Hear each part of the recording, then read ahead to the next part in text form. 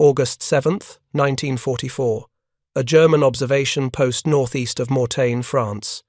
Hauptmann Klaus Reinhardt lowered his field glasses and turned to his artillery spotter with an expression of disbelief.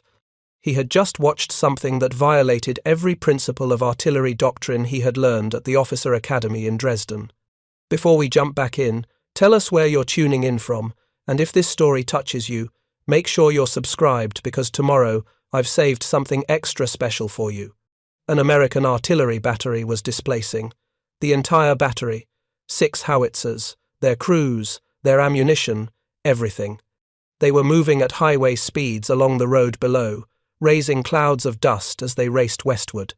Each massive 105mm howitzer was being towed by a single small vehicle, bouncing along at what Reinhardt estimated was 50 kilometers per hour, perhaps more. The entire battery covered the 5-kilometer distance to its new firing position in less than 7 minutes. In the German army, moving a single 105mm howitzer required a half-track tractor, a crew of specialists, careful planning, and speeds that rarely exceeded 20 kilometers per hour on good roads. Moving an entire battery was an operation requiring hours of preparation and coordination. Yet the Americans had displaced 6 guns, moved them 5 kilometers, and were already setting up firing positions before Reinhardt could call in a fire mission on their previous location. What the German captain was witnessing represented a revolution in artillery mobility that would fundamentally alter the nature of mechanized warfare. The Americans had solved a problem that had plagued artillery since Napoleon: how to give heavy guns the mobility to keep pace with rapidly advancing mechanized forces. The solution was not a specialized artillery tractor or a complex tracked vehicle. It was the same small utility truck that seemed to be everywhere in the Khmer. American Army. The Jeep.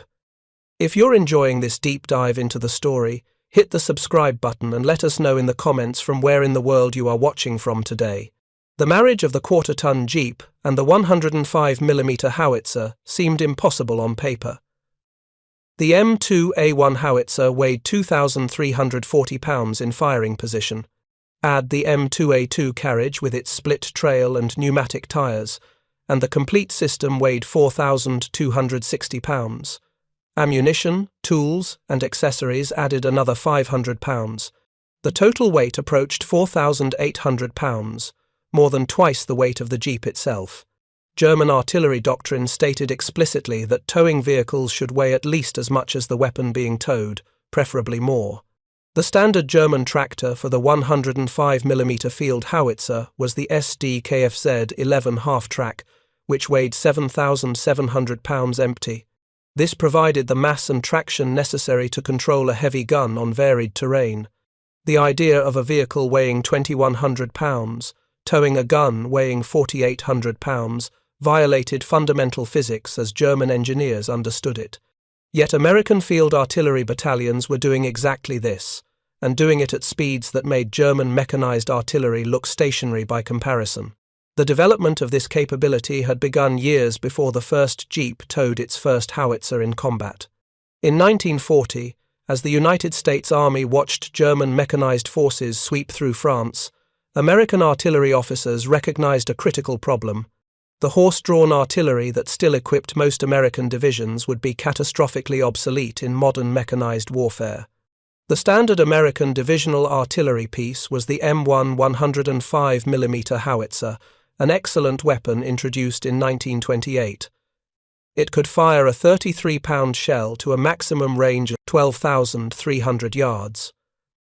Rate of fire reached 4 rounds per minute with trained crews. Accuracy was excellent. But the M1 was designed to be towed by horses, 6 horses per gun, with additional horses pulling ammunition caissons. An artillery battery required 60 horses just for the guns themselves, plus dozens more for ammunition supply. Horse-drawn artillery moved at walking speed, perhaps 4 miles per hour on good roads, less cross-country. Deploying into firing position required 30 minutes or more. Displacing to a new position took even longer. Against German panzers advancing 30 miles per day, horse-drawn artillery would be overrun before it could reposition.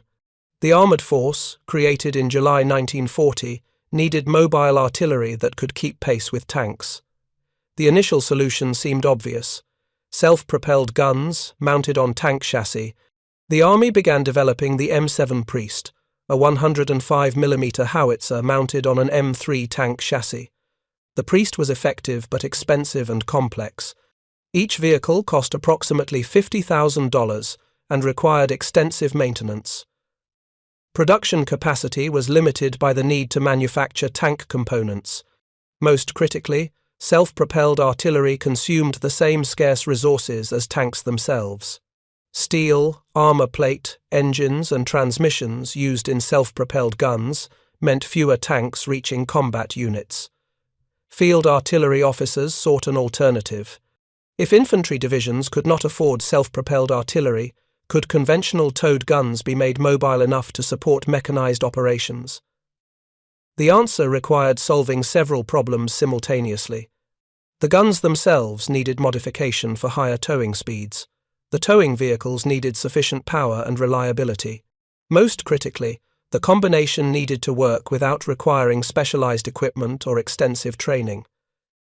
The M2 howitzer, introduced in 1941 as an improved version of the M1, incorporated several features for enhanced mobility.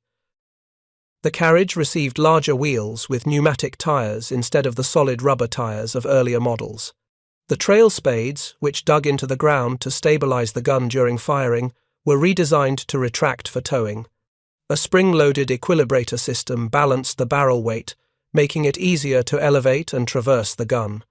Most importantly, the carriage was engineered to tolerate higher towing speeds without structural failure. German artillery carriages, designed for horse or slow tractor towing, would shake themselves apart at high speeds.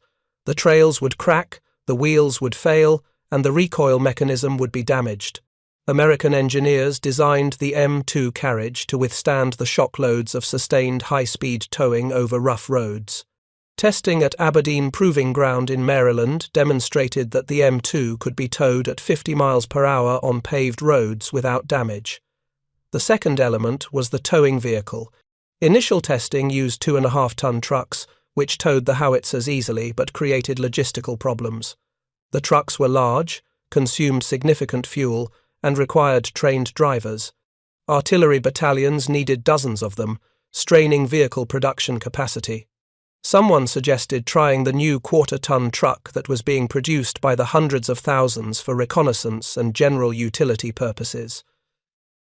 The suggestion seemed absurd. The Willys MB and Ford GPW weighed only 2,100 pounds. The howitzer and carriage weighed 4,260 pounds, exactly twice the Jeep's weight. Conventional wisdom stated that safe towing required a vehicle at least as heavy as the load being towed. Towing a load twice your own weight was asking for disaster. The Jeep would be overwhelmed, unable to control the gun, unable to brake safely, unable to climb hills. Testing proved conventional wisdom catastrophically wrong. In trials at Fort Sill, Oklahoma, home of the Field Artillery School, a standard Jeep was hitched to a M2 howitzer. A driver was instructed to tow the gun around the test course at moderate speeds, gradually increasing velocity to determine the safe maximum. The Jeep towed the gun easily at 20 miles per hour. At 30 miles per hour, control remained excellent. At 40 miles per hour, the combination was stable and responsive. At 50 miles per hour on a straight road, the Jeep and howitzer tracked perfectly, with no tendency to sway or fishtail. The engineering explanation revealed why the combination worked. The Jeep's powerful Go Devil engine produced 60 horsepower, giving it a remarkable power-to-weight ratio. The four-wheel drive system provided traction on varied surfaces. The low gearing in the transfer case gave it pulling power far exceeding what the vehicle's lightweight suggested. Most critically, the howitzer's pneumatic tires and well-engineered carriage created less rolling resistance than expected. Once moving, the gun required relatively little power to maintain speed. The momentum of the heavy gun actually helped smooth out the ride on rough roads. The mass that seemed like a disadvantage in static terms became an advantage in dynamic motion, stabilizing the combination at high speeds. Braking presented the theoretical danger. A 2,100-pound vehicle towing a 4,800-pound load would be pushed by the gun's momentum when stopping. The gun should overwhelm the Jeep's brakes, causing loss of control or jackknifing. Testing showed this risk was manageable. The M2 carriage had its own braking system. A mechanical linkage from the Jeep's brake pedal operated brakes on the Howitzer's wheels. When the driver pressed the brake pedal, brakes engaged on all 4 Jeep wheels and both gun wheels simultaneously. The combined braking force of 6 wheels stopped the Jeep and Howitzer combination in distances comparable to a 2.5-ton truck, towing the same gun. Moreover, the gun's weight distributed across 2 wheels prevented the light Jeep from skidding under hard braking. The gun acted as an anchor, actually improving braking performance on loose surfaces. Tests demonstrated that a Jeep towing a Howitzer could stop from 50 miles per hour in approximately 200 feet on dry pavement, adequate for combat conditions. The third element was crew transport. A Howitzer required a crew of 8 men plus the driver. A single Jeep could carry only 4 men, including the driver. The solution was simple. Each gun was assigned 2 Jeeps. One towed the Howitzer and carried half the crew. The second Jeep, equipped with a trailer, carried the remaining crew plus ammunition and equipment. This 2 Jeep per gun system provided redundancy. If one Jeep was disabled, the other could tow the gun, though at reduced speed with a full crew aboard. The ammunition Jeep could also tow the gun if necessary, making the system highly resilient to vehicle losses. Field artillery battalions organized around this system achieved extraordinary mobility.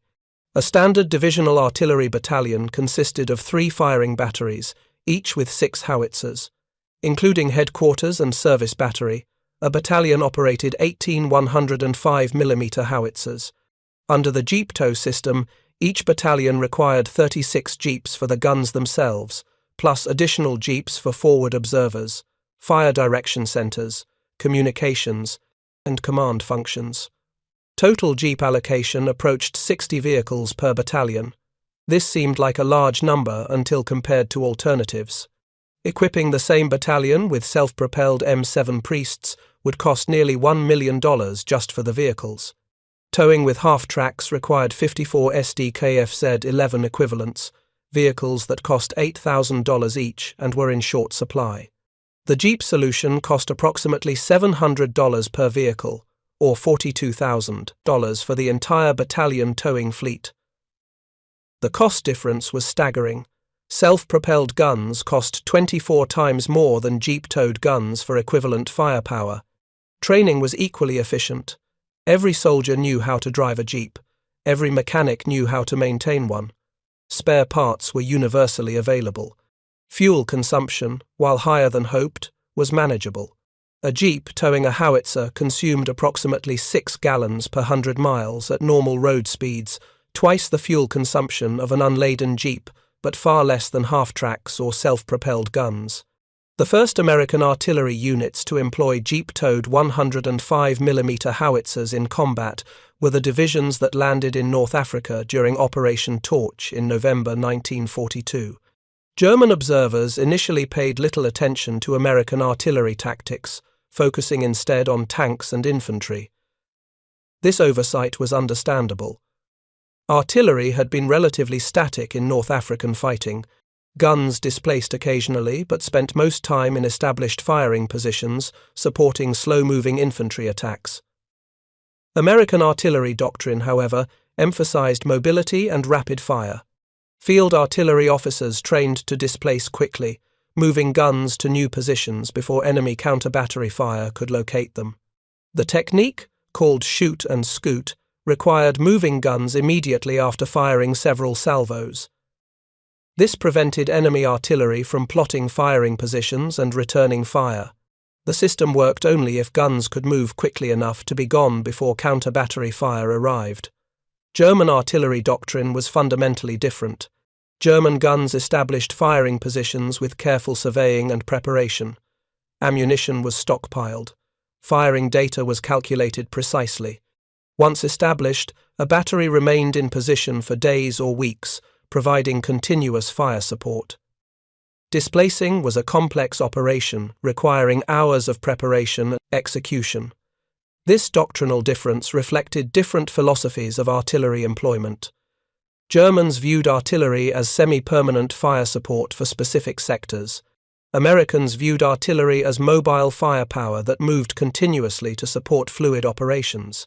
The Tunisian campaign from November 1942 through May 1943 gave German forces their first sustained exposure to American mobile artillery tactics. American artillery battalions displaced with remarkable frequency, sometimes moving twice daily.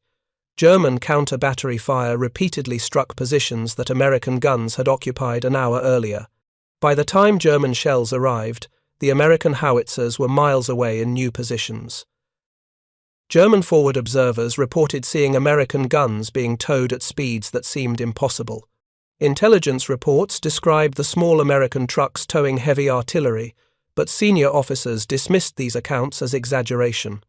The idea of a vehicle weighing 1 ton towing a gun weighing 2 tons at highway speeds contradicted German engineering assumptions. The reports were filed as combat stress or misidentification. The Sicily campaign in July and August 1943 provided more evidence. American artillery supported the rapid advance across the island by displacing constantly. German defenders, attempting to establish stable defensive lines, found American artillery appearing in unexpected positions with disturbing regularity.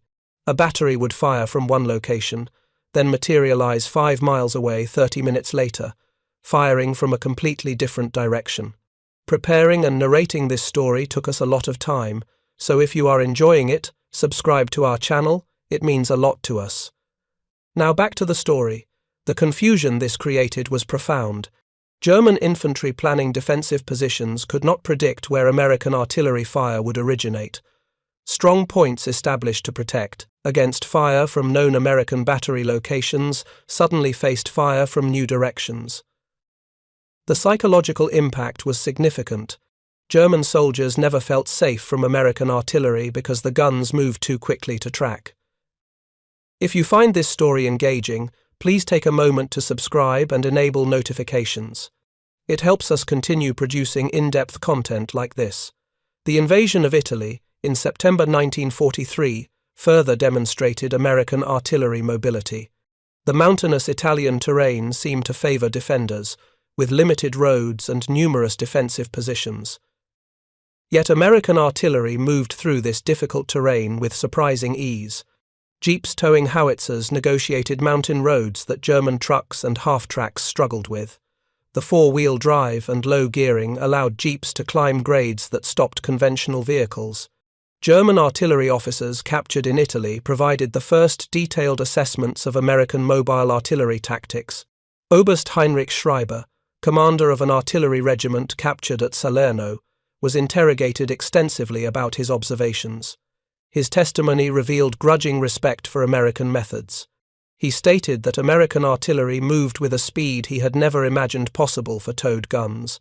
Their batteries could displace and come into action in the time it took German batteries to receive displacement orders. Schreiber had personally witnessed an American artillery battalion displace its entire 18 guns, move them 8 kilometers, and resume firing within 45 minutes of ceasing fire from the previous position. His own battalion, using horse-drawn transport, required 6 hours minimum for equivalent movement. Even German motorized artillery using half-tracks needed 3 hours for such a displacement. The Americans accomplished it in less than 1 hour. The technical details emerged slowly through interrogations and captured documents. German intelligence officers pieced together that Americans were towing their 105mm Howitzers with the same quarter-ton utility trucks used for reconnaissance and general transport. Initial reaction was disbelief, followed by demands for verification. Additional prisoner interrogations confirmed the reports. Examination of captured American equipment manuals proved the system was standard doctrine, not an improvisation. The mathematics troubled German artillery specialists. A quarter-ton vehicle towing a 2-ton gun at 50 miles per hour violated accepted engineering principles. German tests with similar weight ratios had resulted in loss of control, brake failure, and destroyed transmissions. Yet Americans were conducting this operation routinely across thousands of artillery pieces. The conclusion was inescapable. Either American engineering had solved problems German engineers considered unsolvable, or American testing had revealed principles German testing had missed. The psychological impact of hypermobile American artillery extended beyond simple firepower. German infantry and armor units learned they could never predict where American artillery would strike. A patrol advancing cautiously might suddenly receive fire from howitzers that had been miles away minutes earlier. A defensive position, safe from known American gun positions, would unexpectedly come under fire from a new direction. The speed of American artillery displacement made it nearly impossible to conduct effective counter-battery fire. German artillery doctrine emphasized counter-battery operations. Locate enemy guns through sound ranging or flash spotting, calculate their position, and destroy them with concentrated fire. This worked well against static artillery that remained in position long enough to be located and engaged. Against American batteries that fired a few salvos then raced away at 50 miles per hour, counter-battery fire was futile. By the time German guns received firing coordinates and prepared to shoot, the American battery was gone. Major Franz Dietrich, a German artillery forward observer captured at Anzio in February 1944, described his frustration in detailed interrogation reports. He had successfully located an American artillery battery, called in coordinates, and directed an entire battalion of German 150mm Howitzers to fire on the position. The German fire mission was textbook perfect. 72 rounds landed on the American battery position within a 3-minute period. Dietrich observed the impact area through field glasses, confirming that German shells blanketed the target zone. He confidently reported the American battery destroyed. 2 hours later, the same American battery resumed firing from a position 4 kilometers away. Dietrich later learned from prisoners that the American battery had displaced immediately after their initial fire mission, departing their position 10 minutes before the German counter-battery fire arrived. The entire German fire mission, precisely executed according to doctrine, struck empty ground. The Americans had anticipated counter-battery fire and moved too quickly to be caught. This tactical reality fundamentally altered the artillery balance. German batteries, once established in positions, remained there until forced to displace by advancing enemy forces. American batteries moved constantly as standard procedure. The result was that American guns remained operational throughout campaigns, while German batteries were steadily attrited by counter-battery fire and airstrikes. The mobility advantage compounded over time. After weeks of combat, American artillery battalions operated at near full strength, while German artillery regiments had been reduced to fractions of authorized strength. The Normandy invasion in June 1944 brought German forces face-to-face with American artillery mobility on a scale previously unimaginable. The initial Allied landings put dozens of artillery battalions ashore within the first 72 hours. Each American infantry division included 4 artillery battalions, 3 equipped with 105mm howitzers and 1 with 155mm guns. The armoured divisions added additional artillery battalions. Corps-level artillery provided even heavier guns. Within 1 week of the Normandy landings, over 200 American artillery battalions were operational in France, representing more than 2,000 guns. The vast majority of divisional artillery pieces were 105mm howitzers towed by jeeps. The density of artillery firepower astonished German defenders. Every square kilometre of the Normandy battlefield could be reached by multiple American batteries. Fire missions could be called within minutes and delivered with devastating accuracy. German defensive positions in the bocage country of Normandy initially seemed ideal for defence. The thick hedgerows, sunken roads, and small fields created natural obstacles to mechanised advance. German forces established strong points and prepared to conduct the same type of defensive battle that had worked in Italy. American artillery mobility negated these advantages.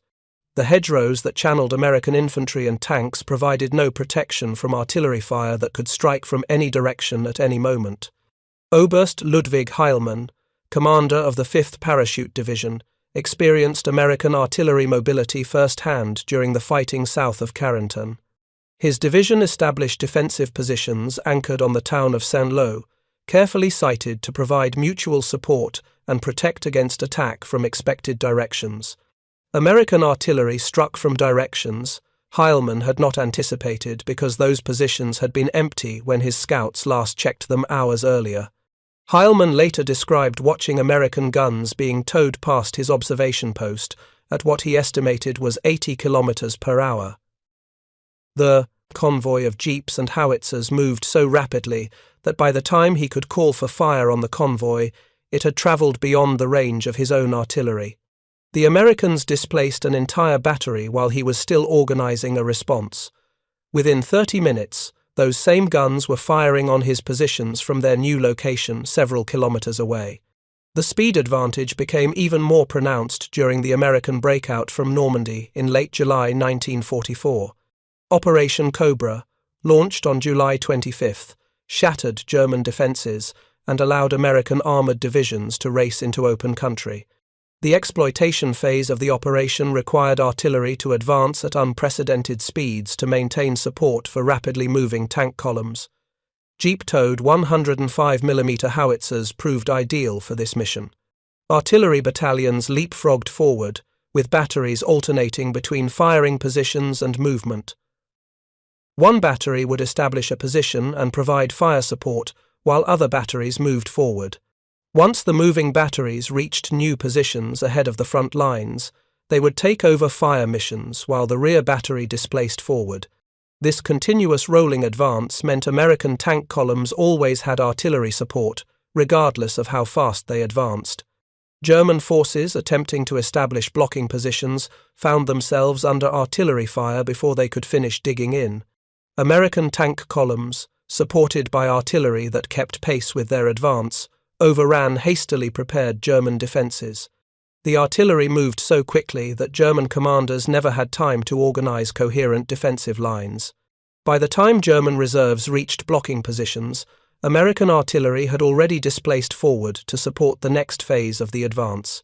The pursuit across France in August 1944 demonstrated the extreme capabilities of jeep-towed artillery.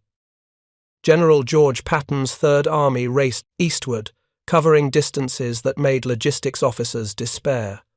Fuel shortages limited tank operations, but artillery battalions maintained their mobility. The jeeps consumed far less fuel than tanks or half-tracks, allowing artillery to continue advancing even when armored units paused to refuel. Patton's exploitation to the Seine River and beyond required artillery to displace repeatedly throughout each day. Some artillery battalions moved 4 or 5 times daily, advancing 20 to 30 kilometers between positions. They would establish firing positions, support an attack, then race forward to the next position before German forces could react.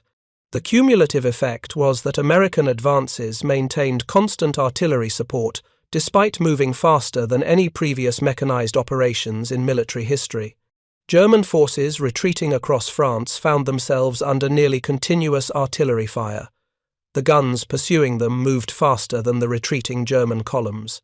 American artillery would appear ahead of retreating German units, cutting off withdrawal routes with precisely directed fire. German soldiers discovered that retreating provided no safety because American guns moved faster than they could run. The technological comparison between American jeep-towed artillery and German artillery mobility revealed stark differences in capability and doctrine. Germany fielded excellent artillery pieces. The 105mm MPH-18 howitzer was comparable in performance to the American M2. German guns were accurate, reliable, and capable of sustained fire. The weakness was mobility. German divisional artillery initially relied on horse transport. 6 horses pulled each gun, with additional horses for ammunition wagons. This provided mobility adequate for the Blitzkrieg campaigns of 1939 through 1941, when German forces advanced rapidly and enemy artillery was poorly organized. Once the war transitioned to more static fighting in Russia and North Africa, horse-drawn artillery proved increasingly inadequate.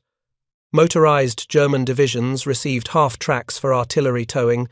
The SD-KFZ-11 was purpose-designed for this mission. It weighed 7,700 pounds, had a powerful engine, and provided excellent cross-country mobility. Tracked drive gave it superior traction compared to wheeled vehicles. The crew compartment carried gun crews and ammunition. For static warfare, the half-track was an excellent artillery tractor. For mobile warfare, half-tracks had crippling disadvantages. Maximum speed on roads barely exceeded 30 miles per hour, half the speed of jeep-towed American guns. Fuel consumption was prodigious, consuming 4 times the fuel of a jeep per mile traveled. Mechanical complexity required skilled maintenance and specialized parts. Production numbers were limited by the need to manufacture track assemblies, a time-consuming process requiring precision manufacturing. Most critically, Germany never produced enough half-tracks to motorize all artillery units. Throughout the war, the majority of German artillery remained horse-drawn. Even elite Panzer and Panzer Grenadier divisions often had only their 1st Artillery Battalion fully motorized, with remaining artillery relying on horses. Infantry divisions, comprising the bulk of German forces, used horses for artillery transport until the end of the war. The contrast with American artillery mobility was absolute. Every American division had fully motorized artillery. Every gun could be towed at 50 miles per hour on roads. Every battery could displace rapidly and maintain continuous movement during exploitation phases. The jeep tow system required no specialized vehicles, no complex maintenance, and no scarce resources. It used the same quarter-ton trucks employed for hundreds of other purposes across the army. German artillery officers captured during the Normandy campaign provided detailed assessments during interrogation. Oberst Wolfgang Fischer, who commanded an artillery regiment in the 7th Army, told American interrogators that German counter-battery operations achieved almost no success against American guns.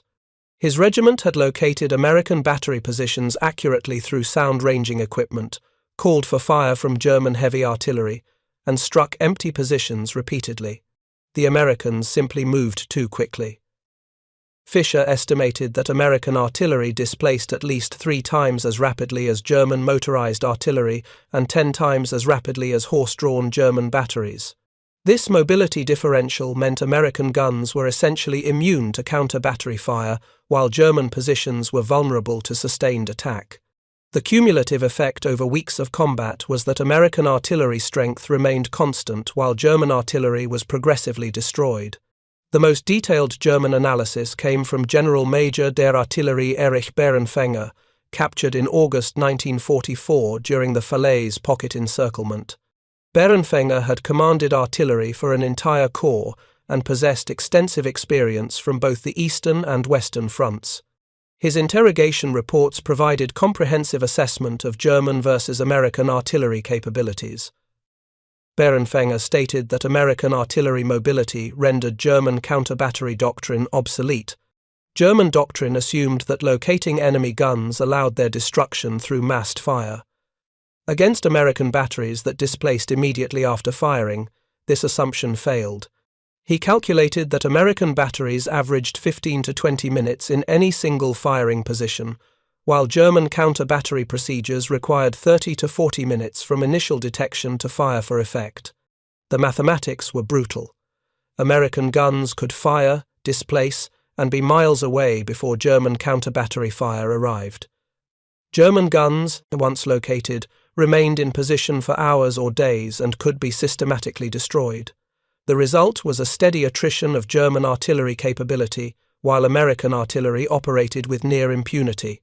Bärenfänger concluded that mobility had become more important than firepower or accuracy in modern artillery operations.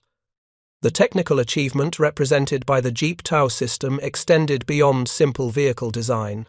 American artillery doctrine, training, and organization had been redesigned around rapid mobility.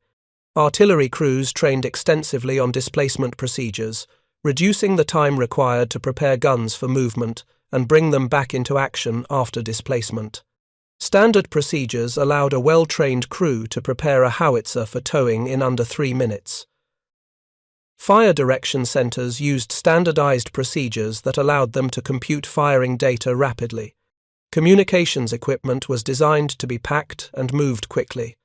Ammunition distribution placed sufficient rounds with each gun to fight a fire mission without waiting for supply vehicles. Every element of American artillery organization emphasized speed of action and continuous mobility. German artillery organization, by contrast, emphasized deliberate operations and sustained fire from established positions. German fire direction procedures were precise but time-consuming. Communications required more setup time. Ammunition distribution assumed guns would remain in position long enough to stockpile substantial quantities. Every element of German artillery doctrine assumed semi-permanent emplacement rather than continuous movement. The doctrinal difference reflected broader philosophical approaches to warfare. German doctrine emphasized concentrated power and decisive engagement. American doctrine emphasized continuous movement and sustained pressure. Neither approach was inherently superior, but American doctrine matched American industrial capabilities, while German doctrine exceeded German industrial capacity to support it. The Lorraine campaign in autumn 1944 demonstrated the culmination of American artillery mobility. As Third Army attacked toward the German border, artillery battalions operated in fluid conditions with extended supply lines. The jeep tow system proved ideally suited to these conditions. Artillery could advance independently without requiring specialized support vehicles. Maintenance could be performed by standard jeep mechanics. Fuel consumption, while substantial, remained manageable even with extended supply lines. German forces defending Lorraine established strong fortifications around Metz and other urban centers. American artillery mobility allowed attacks to develop from multiple directions simultaneously. Batteries could mass fires against strong points, then rapidly shift to support attacks in completely different sectors. German commanders found themselves unable to predict where American artillery would concentrate next. The siege of Metz illustrated this advantage. German defenders had fortified the city with overlapping fields of fire and mutually supporting positions. Traditional siege operations would require establishing permanent artillery positions and conducting systematic bombardment. American commanders instead used mobile artillery to strike different sectors of the defenses in rapid succession, never allowing German forces to adjust to concentrated fire from any single direction. Artillery battalions would establish positions, fire several missions against one sector of defenses, then displace several kilometers, and fire against a completely different sector. The continuous shifting prevented German forces from identifying main attack axes and concentrating their own artillery in response. The psychological effect was profound. German defenders never knew which sector would receive concentrated fire next, creating constant tension and preventing effective, defensive responses. The Ardennes offensive in December 1944 provided German forces one final opportunity to observe American artillery mobility under extreme conditions. When German forces launched their surprise attack through the Ardennes forest, they initially achieved tactical surprise and overran several American positions. American artillery battalions in the path of the German advance found themselves in immediate danger of being overrun. The mobility provided by jeep-towed systems allowed these batteries to escape encirclement. Howitzers could be hitched to jeeps and moving within minutes of receiving withdrawal orders. Batteries that would have been captured or destroyed if relying on slower transport escaped the German advance and displaced to new positions where they resumed fire missions. The speed of displacement prevented German forces from capturing significant quantities of American artillery, despite overrunning numerous positions. As the German offensive stalled and American reinforcements arrived, artillery mobility became crucial to the counterattack. Artillery battalions raced northward from positions across France, covering hundreds of kilometers in days. The same guns that had been supporting operations in Lorraine or Alsace arrived in the Ardennes and immediately entered combat. The ability to rapidly concentrate artillery from across the theatre proved decisive in containing the German penetration. German artillery, by contrast, moved ponderously. The horse-drawn guns that equipped most German infantry divisions advanced at walking speed, Taking days to cover distances, American artillery traversed in hours. Even German motorized artillery moved slowly, limited by fuel shortages and mechanical breakdowns. The mobility differential that had favored Americans throughout the campaign reached its peak during the Ardennes fighting. American artillery, supporting the counterattack against German forces, moved with unprecedented aggression. Batteries advanced so rapidly that they occasionally found themselves ahead of American infantry and armor. Forward observers called fire missions from positions where they could see German assembly areas and supply columns. The artillery fire disrupted German logistics and prevented reinforcements from reaching forward positions.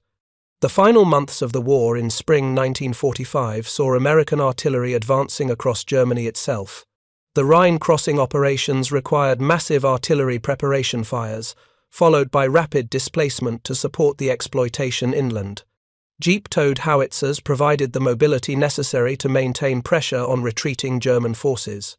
Artillery battalions kept pace with tank columns racing across central Germany, ensuring continuous fire support regardless of how rapidly the situation evolved. German forces by this stage of the war had largely lost their artillery capability. Years of attrition, combined with fuel and ammunition shortages, had reduced German artillery to a fraction of authorized strength. American artillery, by contrast, maintained full combat power. The mobility that had prevented attrition throughout the campaign ensured that American guns remained operational when German artillery had been destroyed. The contrast became most visible during the final encirclements in the Ruhr pocket and central Germany. German forces, surrounded and cut off from supplies, possessed artillery pieces, but lacked fuel to move them and ammunition to fire them. American forces maintained full artillery support, despite operating hundreds of kilometers from supply bases. The jeeps that towed the howitzers consumed fuel at rates that stressed logistics, but never exceeded what American supply systems could deliver. General Lieutenant Fritz Bayerlein, captured in the Ruhr pocket in April 1945, provided one of the most comprehensive German assessments of American artillery capabilities. Bayerlein had commanded Panzer Lehr Division through the Normandy campaign and subsequent fighting across France and Germany. He had extensive experience observing American artillery under all combat conditions. Bayerlein stated that American artillery mobility had been the single most significant tactical advantage American forces possessed. Superior numbers of tanks and aircraft attracted attention, but artillery mobility enabled everything else. American tanks could advance aggressively because artillery support was always available.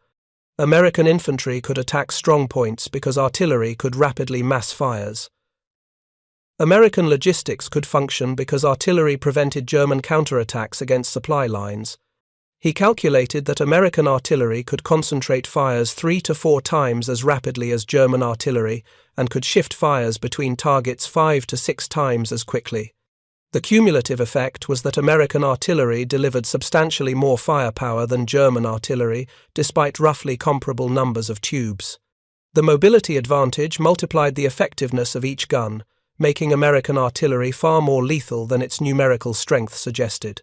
The technical achievement, represented by the jeep tow system, influenced post-war artillery development worldwide. Every major military studied American methods and adapted them to varying degrees. The British Army, which had used tracked vehicles for artillery towing, shifted increasingly to wheeled transport. The French Army adopted jeep-like vehicles specifically for artillery towing. Even the Soviet Union, which had relied heavily on horse-drawn artillery throughout the war, began mechanizing its artillery with mobility as a primary consideration. The German Army, rebuilt as the Bundeswehr in the 1950s, adopted artillery doctrine that emphasized mobility above all other considerations. German officers who had experienced American artillery mobility firsthand ensured that post-war German artillery could displace rapidly and maintain continuous movement during operations. The lessons learned facing American jeep-towed howitzers shaped German military thinking for decades. Up next, you've got 2 more standout stories right on your screen. If this one hit the mark, you won't want to pass these up. Just click and check them out. And don't forget to subscribe and turn on the notification bell so you don't miss any upload from us.